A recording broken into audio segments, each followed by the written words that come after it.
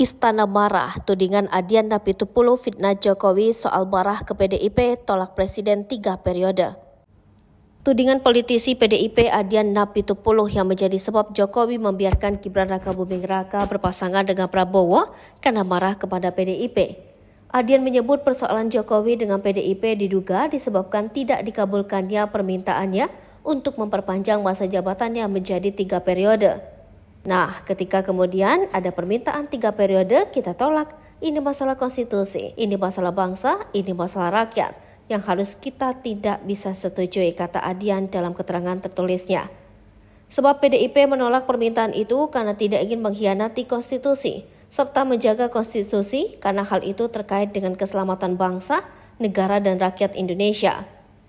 Kalau ada yang marah karena kita menolak penambahan masa jabatan 3 periode atau perpanjangan, bukan karena apa-apa, itu urusan masing-masing. Tetapi memang untuk menjaga konstitusi sederhana saja, katanya.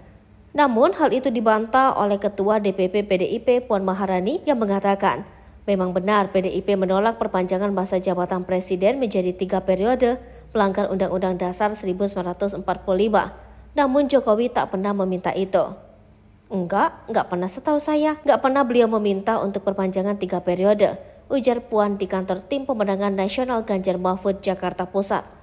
Menanggapi ini, staf khusus Menteri Sekretaris Negara Valdo Maldini membalas pernyataan Adian Napitupulu. Dia kecewa dan menyayangkan, sebab tudingan itu bisa jadi fitnah jika tak ada bukti. Kalau nggak ada bukti bisa jadi fitnah, kalau dari kami senyumin aja, sama-sama menahan diri, tidak usah memperkeruh situasi, kata Valdo melalui keterangan tertulis. Valdo yakin hubungan Jokowi dengan Mega baik-baik saja.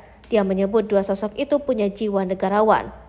Mereka tentu punya kesabaran revolusioner. Sekarang Pak Jokowi tentu masih hormat kepada Bu Mega.